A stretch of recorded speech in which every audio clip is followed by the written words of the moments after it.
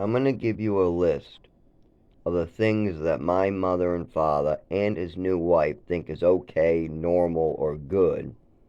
Then I'm going to give you a list of what my father, my mother, and his new wife think is bad. Then you tell me if their logic is fucked up or not. And keep in mind, I'm dying from my parents' logic. And I was an orphan who was in foster care. At the age of 5, I went to this family. At the age of 7, I was adopted, but I was already crippled by then by her. By the age of 7, I was moved to Texas, New Mexico to cover up that. There's so much. And I'm 31 today. I cannot work without getting injured. I cannot collect Social Security thanks to my mother and father only. I cannot drive a car. I cannot use my legs and walk on all times. I cannot use my nervous system properly. I can't always talk. I can't do all those things thanks to my family. So keep that in mind, but I'll start now.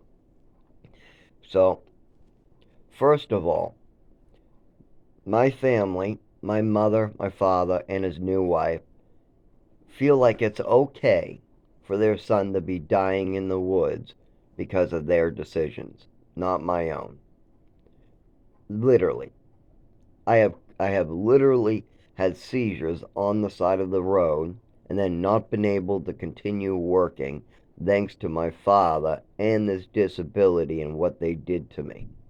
I still can't. The reason why part of this happens is I can't receive medical care because they lied so much. They spent 15 years calling me a liar and saying, don't listen to him, don't listen to him, don't believe him, don't listen to him, don't listen to him, don't believe him. Move him to Texas, move him to New Mexico, move him to Maine, move him to Mass, move him to Maine, move him to Mass, move him to another doctor, move him to another doctor. He's a liar, move him to another doctor, he's a liar, move him to another doctor, he's a liar. So with all that, and with my mother going, he has every mental illness in a book. He has every mental. I want more pills. I want more pills from him. He has more mental illnesses. I got to make up more stories. Here, see all these stories. He has mental illnesses. More pills. I need more pills. Now he's tired and down all the time. He must be depressed. More pills. More pills. He's even more down all the time. More pills. More pills. Now he's drooling all the time. More pills. More pills. This is my mother's attitude, and she thinks this is good. My mother and father thought that this behavior was good. My mother also thought it was good to give a child extra medication as a punishment, and we know this for a fact. Not only did she give me a full bottle of Ipecac as a punishment, she bragged about it. Then, when I asked the question, does anybody see anything wrong with giving a child extra medication as a punishment? I asked that question straight up in front of my sister, her husband, my mother, and her husband. My sister said, absolutely not. It's wrong to give children extra medication. Good answer from my sister. Her husband agrees. I turned to my mother shaking her head. Then my father goes, it's okay.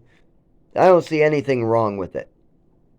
Okay, once again, that means my father approves of giving children extra medication as punishments. He's okay with his wife giving me extra medication. He's okay with that behavior. Okay, so what is my father not okay with? My father does not want to show his son how to drive. He's not okay with that. My father wants nothing to do with showing me how to drive, but my father wants me to drive. He's okay with me driving with seizures, with shakes, with my leg bouncing around, with doctors years ago saying I couldn't control my body, with me bumping into stuff, with me still having problems moving my nervous system, with me having weird shakes during winter, with me having a lot of speech difficulties, with all these problems with my body, with me obviously having problems with my motor system and my coordination. He's okay with me driving just as long as it's somebody else. As long as I get somebody else killed, my father's okay with it. And he doesn't mention his safety concerns at all. He says he wants me to drive, but he just wants nothing to do with it. He says, I want you to go out and drive already. I said, Dad, I have a learner's permit. Why don't you show me? No. When I asked my father to show me how to drive, he said he doesn't have time. Then he said he's too busy. Then he said later. Then he's too busy. Then the last time I asked him, he got very mad and said, Damn it, Zach, I don't got time for this right now. I'm busy. Got very mad. So the last time I asked him to show me how to drive, I just gave up. I asked him in a whole year's time, and he's not showing me how to drive. Not only that, I have something more concerning on my mind, like why my leg is bouncing, why I bumped into the table this morning, why my mother is screaming at me because my shin is cut up because I bumped into a table. I told my mother I'm bumping in the tables, and she's trying to turn it into a self-harming mental illness. So she's twisting words and telling doctors that it's all some self-harming stuff. I talk to the doctors about bumping in the tables, and she talks to that same doctor and says, "See, I think it's self-harming. I think he's bumping into the tables on purpose. I think he's bumping into it on purpose. I think he has a mental illness. I think we need more pills. We need to give him more pills." That is my mother. So, they think more pills is good without even knowing what's wrong. They also do not seem to really believe in physical primary care type of health. Growing up, when I got food poisoning, I didn't get any help from a doctor. When I had a seizure in the woods, I didn't have any help from a doctor. When I had a seizure on the bike, I didn't have any help from a doctor. When I fell and to the ground, do fireworks, screaming in pain, I'm on the ground, covering my ears, screaming in pain from fireworks, I wasn't brought to a doctor. All these things never brought to a doctor. You know what my mother thought was a good thing? That if her son was on this ground in pain, bleeding or screaming in pain, shaking, bumping into stuff, that she should a month later make up a story with a psychiatrist about me. And then when I tell the psychiatrist that she's lying and making up stories, tell the psychiatrist I'm a liar and I'm a storyteller and I believe in fantasies. That way he doesn't listen to me and he goes right back to believing into her fantasy. So my mother and father thought it was okay to leave their son screaming in pain constantly on the ground, and then 30 days later go to a psychiatrist and come up with a bunch of mental stories to try to connect my pain that happened a month prior. I'm literally in Ogunquit, Maine. It's maybe 8 o'clock, 7 o'clock at night. Fireworks I'm looking at, the banging noise and the lights cause a shake in my nervous system, cause a shock. I fall to the ground. I can't use my legs. I cover my ears to block the sound. I'm screaming in pain because the sound's going in my ears and it's causing electronic shock in my body. It's also hurting my ears because when I was younger, the shock used to go all the way up to my ears, and the cold still to this day hurts my ears. If I sit in the cold too long, they get so painful that it shoots a pain going into my skull, and then the neurological disorder gets activated in the back. So anyways, I'm on the ground screaming in pain, crying, screaming in pain, and they say, "Can't you wait? Can't you stay there any longer?" So they leave me on the ground a little longer in pain, shaking, screaming in pain. Eventually, like 15 minutes later, they get to me and they put me in the car and drive me home. No doctor, no emergency, no further treatment. What do they do? 30 days later, they bring me to a psychiatrist and they try to explain it there.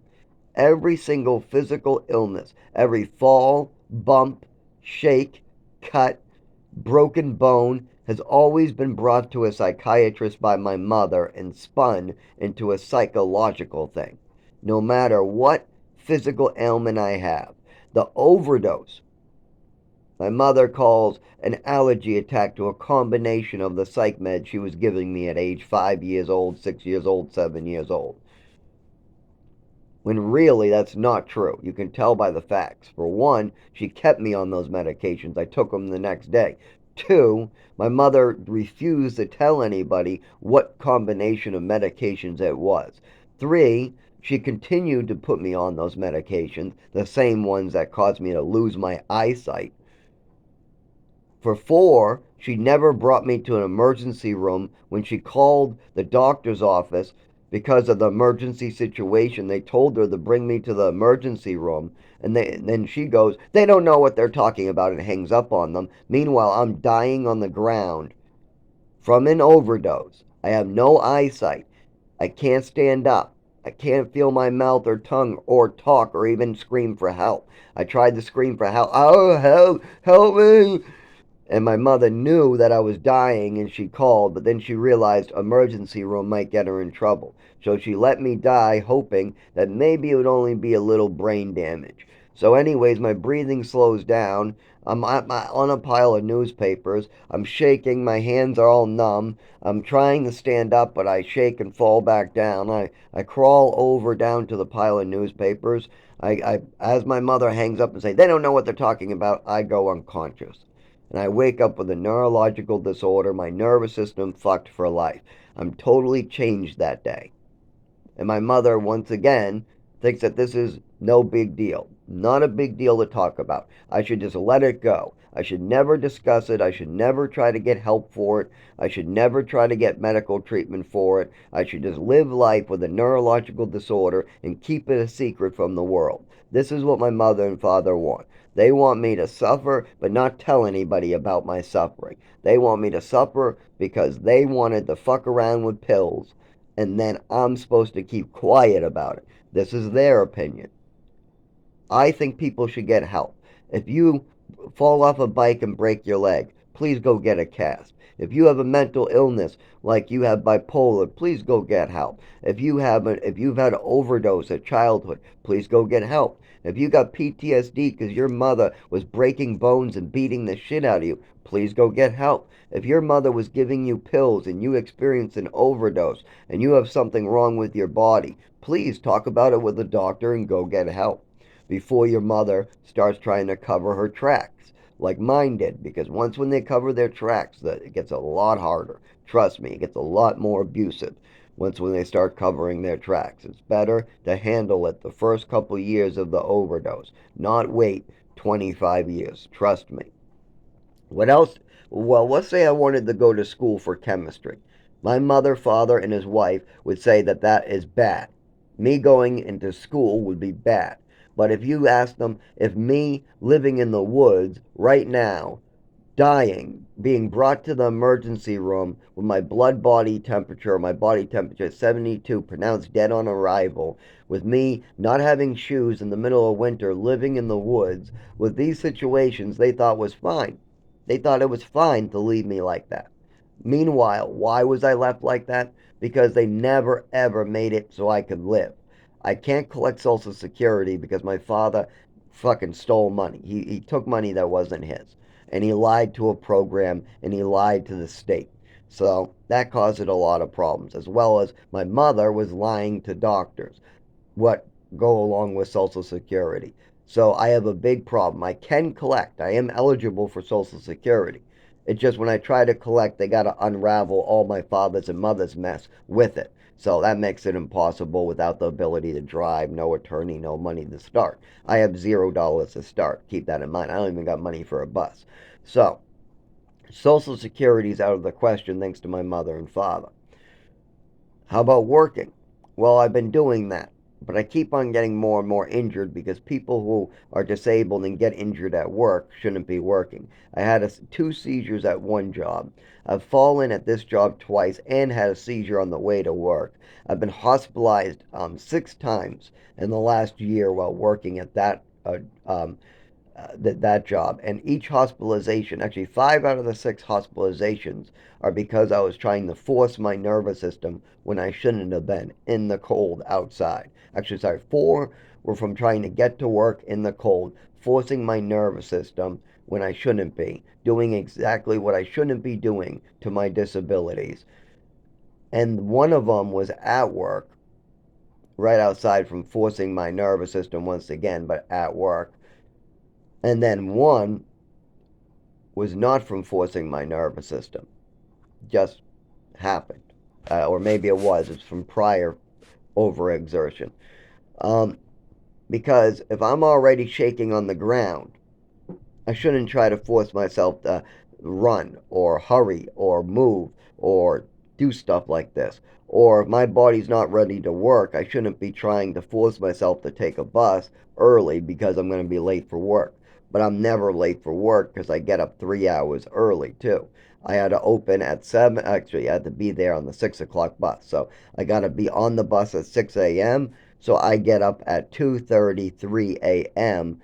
and I do physical therapy for 2 hours to make sure I can walk. And sometimes I still can't walk. Sometimes I go outside, I fall. I fall. I fall. Well, if you're falling and you're bleeding, you shouldn't get back up and go to work. You should go to the emergency room, which I do. But I cannot receive medical care because my parents have lied so much, it's impossible. They think it's some made up mental illness that I'm a hypochondriac. That's all. Zach's a but they have never looked into it. They've never, ever, ever given me medical treatment after 25 years of hundreds of thousands of people pointing it out to me. Millions of people in my life have seen my legs shake, me fall, me talk weird, me lose my nervous system. I mean, just about everybody who's got close to me or even spent time with me in my entire life has seen one problem with me and my nervous system at one time or another. Either I'm trying to say the word six and a nine comes out, even though I'm trying to say six.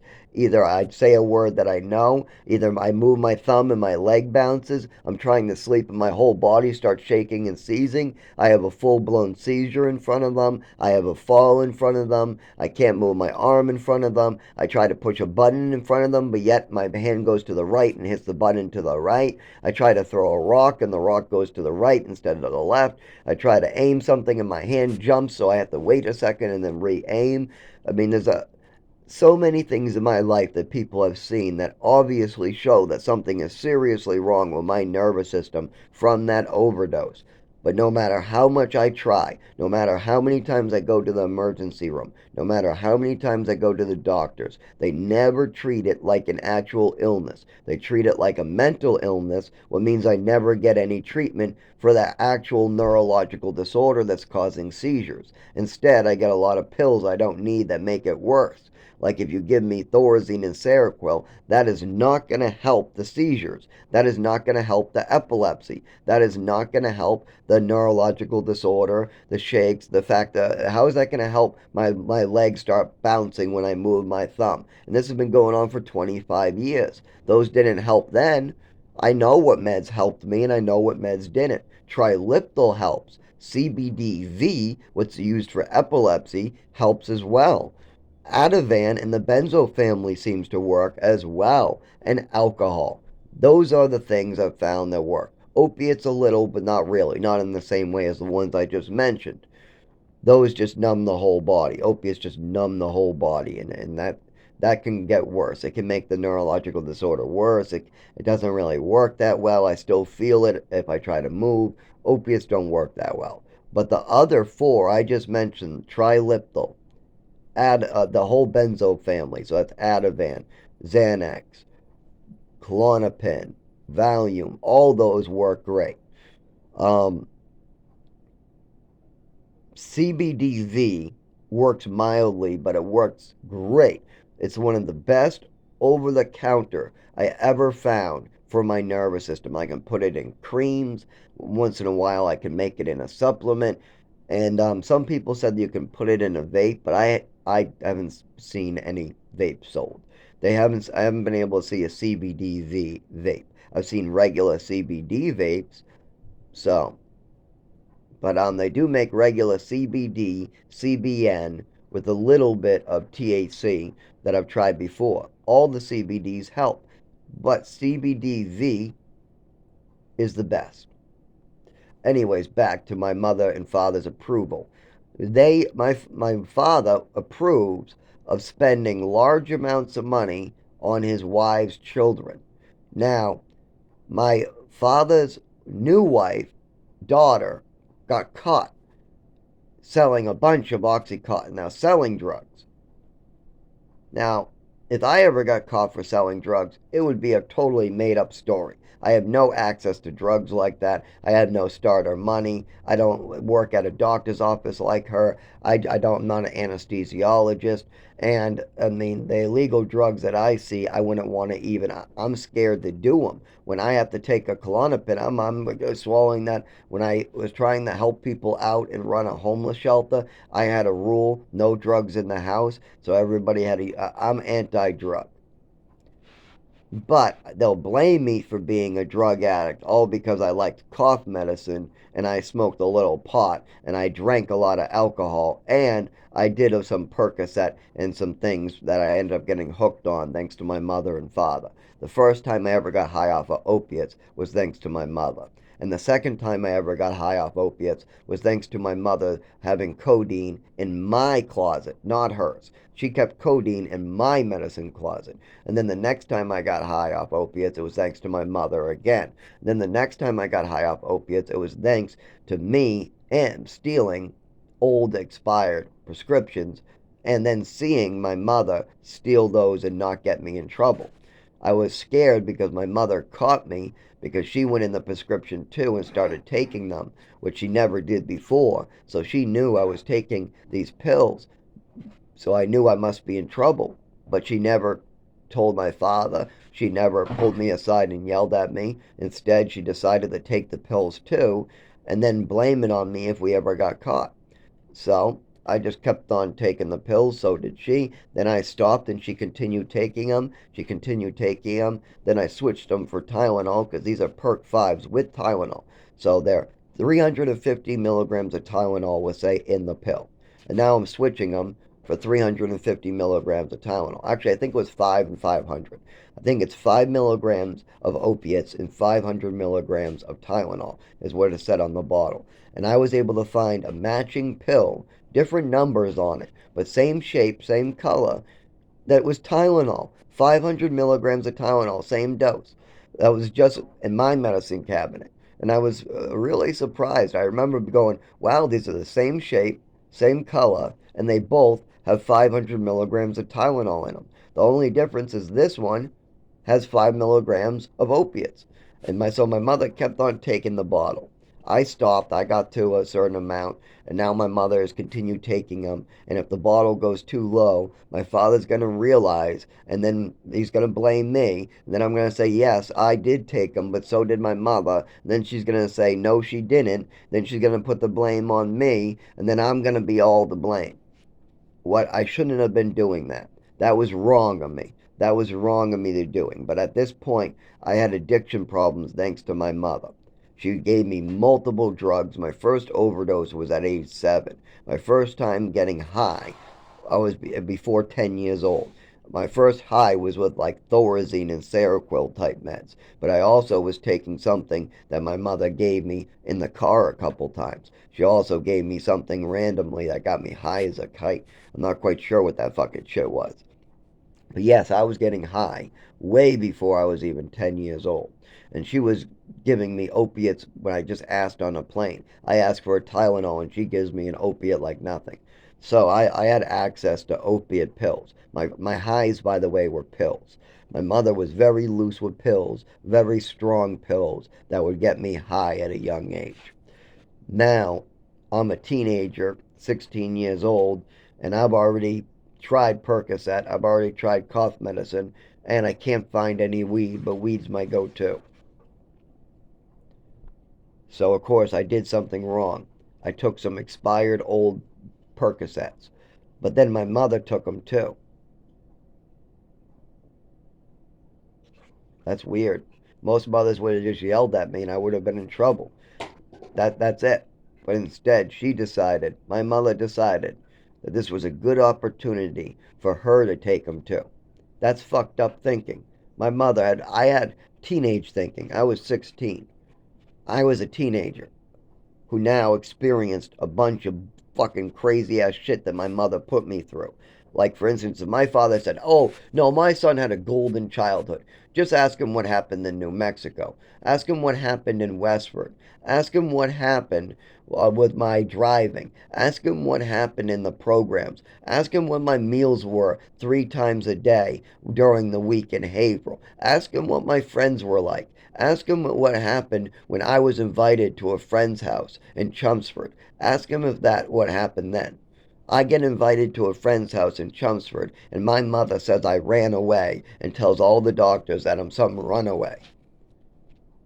When literally I asked for permission from my mother to go to a friend's house. She said yes. It sure seemed like she heard what I asked, too. She could have been yupping me, but it really seems like she heard me say yes. I mean, she heard me ask. I described the kid in the driveway. I described the whole situation to her. I asked her if I could go to this school friend's house. She said yes. I went to the school friend's house. She went berserk. She went up and down every road, screaming out the window, "Where's my son? Where's Zach? Zach, where's my son?" Come back screaming like a lunatic. So bad that when I was playing video games with the new kid, where everything's going great, by the way. This is a great play date. I'm finally making a friend. Usually my mother drives all my friends away as soon as they come to the house. Finally, things are going good. We're playing Duck Hunt. We're playing things on the wall. He's liking showing me the video game. He shows me this weird thumb movie that he thinks I'm not going to like, but I tell him it's good. I like it. It's funny. And he's like, "Really? You like it?" And he gets all excited that I like what he likes. So then the mother comes in, his mother, and says, "Do you have some crazy mother? Because somebody's screaming up and down the driveway. Did you get permission to come over here?" I said, "Yeah." And then my friend goes, "Yeah, he did. I watched him because he told me I had to wait in the driveway so he could go in and ask his mother. I waited for him to ask his mother. He definitely asked his mother." And I go, "I definitely asked my mother. I went inside. I went into her. I told her what was going on, and I got a yes." So his mother goes, "Okay, then, well, that can't be your mother then, but some crazy mother is screaming up and down the driveways." Anyway, so we continue playing for about 15, 20 minutes. Then the mother comes out, his mother, and says, "You know what? Why don't you walk Zach home?" So I go and I start walking home, all with my friend, with my new friend. My mother pulls up, acting like a lunatic, scaring the hell out of my new friend. Starts screaming, pulls me in the car like a lunatic, like she's about to hit me. Then she smacks me around a little on the way home. She literally gives me a smack. Then when we finally get home, she punishes me, blames me for having a new friend, tries to fuck me up psychologically, and then, on top of this, she takes no responsibility for letting me go over. She says she never heard it. And even though I came into the computer room to ask her, she knew this. I think that she was trying to make me mental for Social Security. I have no clue what my mother was trying to do, but she's smacking me, she's screaming at me for making a new friend. That really hurt me, and that kept me from making friends. So my mother and father and my new mother, or my stepmother, I should say, they all think it's okay to destroy my relationships and destroy my life and then run away when the bomb goes off. Literally, I can't use a shelter. Why can't I use a shelter? Because my mother, father, and his new wife don't think it's necessary to get my disabilities documented. Instead, go along with my mother's fantasies and use those for disability. They don't think that my shakes, my falls, my bumping into stuff, any of the stuff I was talking about in Westford, the overdose, the fact that I lost my vision, the fact that my nervous system is fucked up, they don't think any of that needs looked into. But yet, a shelter does think it does. A shelter won't let me stay unless I have paperwork on why I'm falling in the shower, why the cold water causes me to fall on the ground. Because remember, the shelters don't give you hot water. Sometimes you gotta take a cold shower. And that's fine with me, other than I'll have a seizure and I fall down and I start shaking repeatedly and needing an ambulance. So that's a little problematic. But then the shelter wants to know why I needed an ambulance. And I have no paperwork. I can just tell them it's due to an overdose at age 7 in a neurological disorder that causes shakes and seizures. That's all I can tell them because I haven't been able to get any medical treatment for this. I've been going to the emergency room. I've been going to see a neurologist. I've been going to see a primary care. I've been going to see specialists. But it's a lot of work for somebody who doesn't drive. And on top of this, my mother and father have done everything in their power and spent hundreds of thousands of dollars trying to make sure that this mistake would never ever come to see the light of day. They wanted me to die a disabled mess with nobody knowing what's really wrong with me. That was the plan. But then my mother died in 2011 because she was drinking and pilling too much. And then my father remarried her best friend and ran off with her and just threw me to the wolves. He didn't care what happened. And I knew that was coming anyways. That was his plan. He literally got me, he had no care. My father does not care if I have housing or not. How do I know this? He lost my housing multiple times.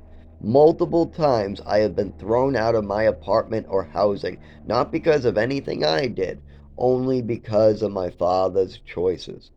And if you need an example, I was living in Highfields, Lawrence. This was a rooming house program. I was doing very well there. Now, this program isn't like the other orphan programs. This program helps you move into your first apartment. Now, they work with people on Social Security mostly, but there's also 3 kids in there, including me, who work. Now, we don't work much. We only work 2 days a week, and the program gives us a discount. We only give them a percentage of what we make, and it's almost nothing. Like food stamps, we fill the fridge. Very little for us workers. Us workers have to give very little in rent.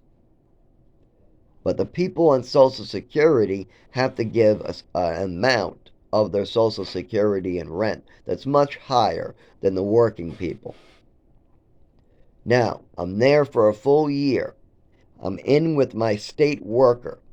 I'm in with my mother and father. And the other kids in this program on Social Security tell me I should be on Social Security because I look so shaky, so disabled. All the other teenagers who are 19, 20, 21, 22, 23, all these other people that age in this rooming house with me have told me that I should apply for Social Security because I look like something is very wrong with me. So I go up to my mother and father and my state worker and I ask them if I can apply for Social Security. And my father whispers something in my mother's ears and then says that I am already on Social Security, that he's been collecting my Social Security all the way to age 19. I'm almost age 20. I'm 19 years old, and he's still collecting money and lying to my housing, lying to the state. My state worker goes, that's illegal. You had to tell us about that. You had to tell Zach about that, and you had to tell this housing program about that. I get upset because now I realize I'm going to get thrown out. I'm going to get thrown out of my apartment. I'm going to have nowhere to live. I'm going to be a bum in a shelter because my father is a greedy asshole. So I storm out and I have a cigarette. Then I come back in and the state worker tells me, "Oh, we're going to get you all that money back. Your father did something illegal. As long as you sign on the line, you are going to get all that money because he's not allowed to do that." I look at my father. He's actually scared. I don't think I've only seen my father scared at the doctor's office when I mentioned that my mother OD'd me and then she made an excuse. He definitely knew something was wrong and just let it go. He let it go just like, oh, whatever. And during this moment, and then I bail him out. I say, "Dad, I have an agreement for you. I will refuse to sign, and I'll make sure this all goes away. But in return for me giving up my housing and this money. You need to make sure that I keep my Social Security so that way I have a way to stay alive and get an apartment. You got to make sure that you do everything in your fatherly duty that your son has an income and keeps his Social Security. And I put out my hand and I looked him in the eye. He looked me in the eye, made the deal. Then I turned to my DMH, the state worker. He said, you know, if you don't sign and you help your father, you won't get the money. I said, that is fine with me. But as long as my father is doing his fatherly duties and I get to keep my Social Security, I'm okay with that. So I refused to sign against my father. And I waited for my father to do his fatherly duty. I waited to be taught about Social Security. Meanwhile, the program pulls me aside and says, Zach, you were supposed to be going to all of these Social Security meetings. You were supposed to be learning how to handle your Social Security. You were supposed to be learning how to reapply for Social Security. You were supposed to be paying us for rent. You also were supposed to be going to these classes, and you never went. Instead, we had you on the working program. So we need you out at a certain time. We're going to need you out. We're not quite sure when yet, they tell me. And then they eventually tell me my parents are going to have me come home instead. Because they told me I might be able to stay, I might not be able to stay. They don't know what's going to happen, the program said. But because my father stole my Social Security, there was a lot that needed to be worked out. The program said that there was, a lot that was supposed to be done in the last year that didn't get done. Then my father calls and says he wants me to come home to take care of my mother. Now, that's a bullshit excuse. I know them very well. Yes, that's part of it. That's one reason. But there's a whole list of reasons why you do any action, and that's on the bottom. That is not my father's number one reason. My father can get a lot of people to take care of my mother. If that was his first reason, then why hasn't he used it again? Why was that the first time he asked me? Why did he not care about my opinions when I was trying to take care of her? That I can't take care of a woman if they can just overrule me. If a mother can drink alcohol when the caregiver says, your liver's failing, I'm sorry, you're not allowed to drink, and then my father gets, no, she's allowed to drink, get out of here. If that's what's happening, if I'm trying to come home to take care of her and I'm being overruled by the patient, by the father, and I'm not able to do anything, then I'm not really able to take care of them. Also, that never concerned my father. You could tell when I came home that it wasn't the reason. There was a whole different reason, and the reason is I'm going to be thrown out of my housing. I already know it. He knows it. He just wants to pull me out of there before I find out. He thinks I can't put two and two together. He thinks the program hasn't talked to me through the staff members yet. He thinks that I am some clueless bastard who doesn't know what he's doing. So he comes up, having you come home to take care of your mother. Pulls me out ahead of me getting thrown out, and then he gets to look like he's some good person, and I'm some good person, and we're some great family. Meanwhile, really, my mother's dying because of neglect. I'm sick because of neglect. I've lost my Social Security because of greed. We have a bunch of Lazarus laziness going on. We got me behind. I'm missing 4 years of education. I can't really work a job until my disability is taken care of, but yet we still, at the age of 31 now, don't have that taken care of. I'm trying to work anyways, and I'm doing my best, and I'm doing okay. I do better than most people at work. I just get injured in the process because I can't drive, I can't walk, I can't move all the time, especially if it gets cold.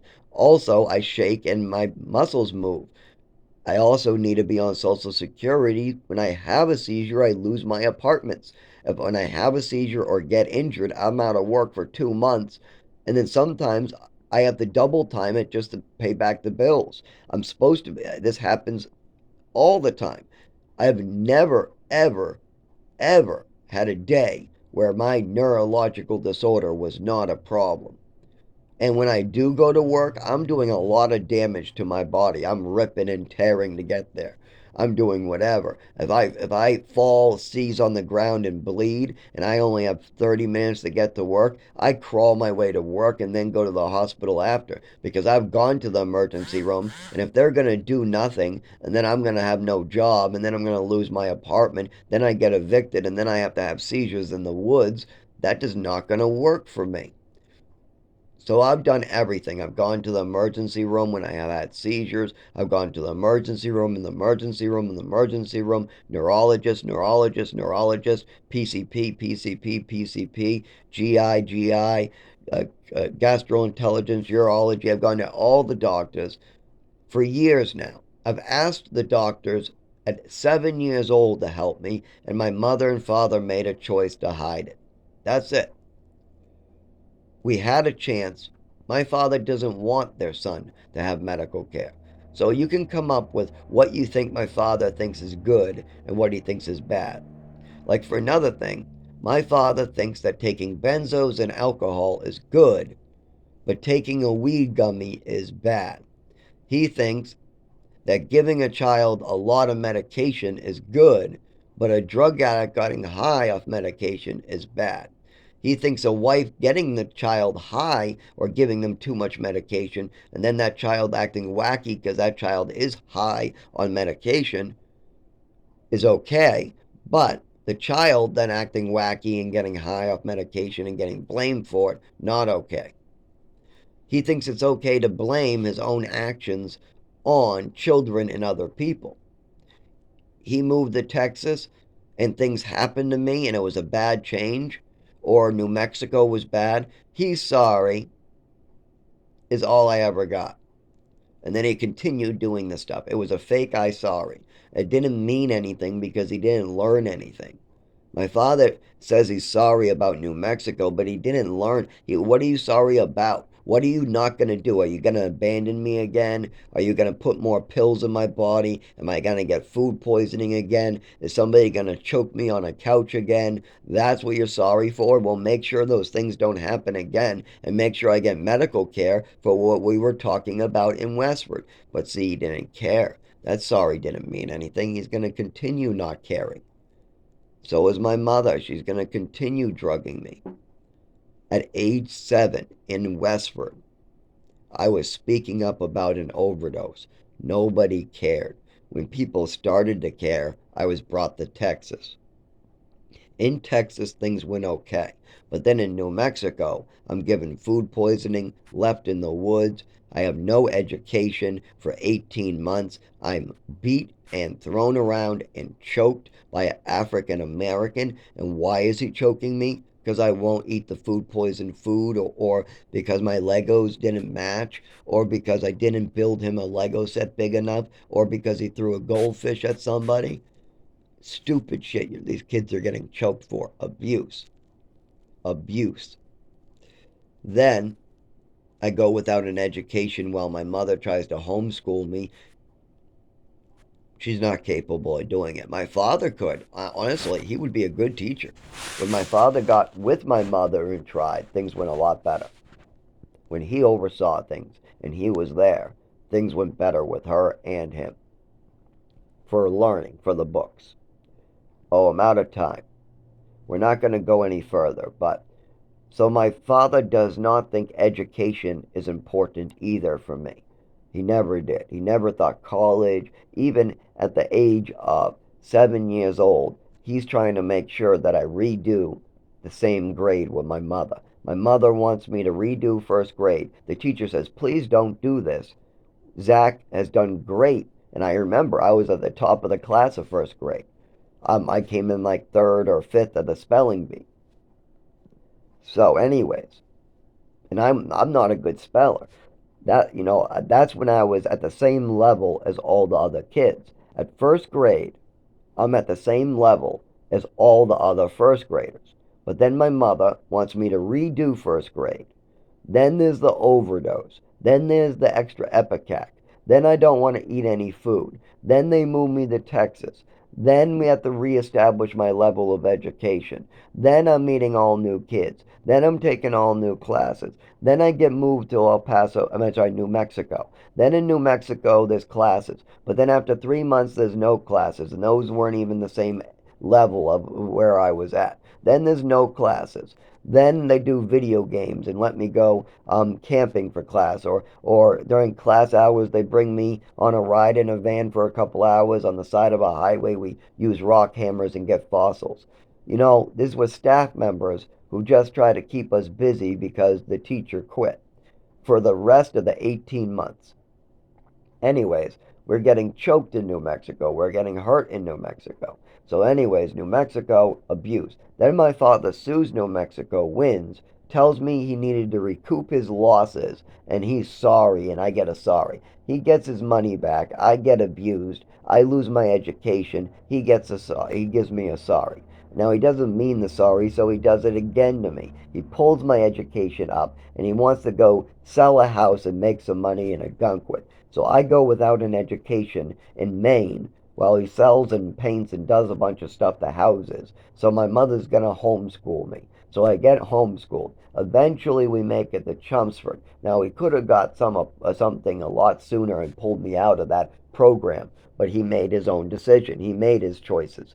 Now I have to suffer for them. Now we're in Massachusetts. I still don't have any medical care from the overdose. I'm shaking, I'm bumping into stuff still, and nobody has any eyes on me. My mother has kept me from the prying eyes of everybody. The doctors have now been pulled out of the picture. When I had a seizure in New Mexico in the woods, nobody came to help me. Nobody even got me a doctor. When I got food poisoning in New Mexico, nobody got me a doctor. And now nobody's getting me a doctor. You think my mother cared about getting me a doctor when I fell to the ground in Maine from the fireworks with like almost close to a seizure? That was the same thing that causes a seizure. But luckily I covered my ears in time and I fell to the ground in time. And I was screaming in pain. And eventually I was brought in the car and eventually I warmed back up and it went away.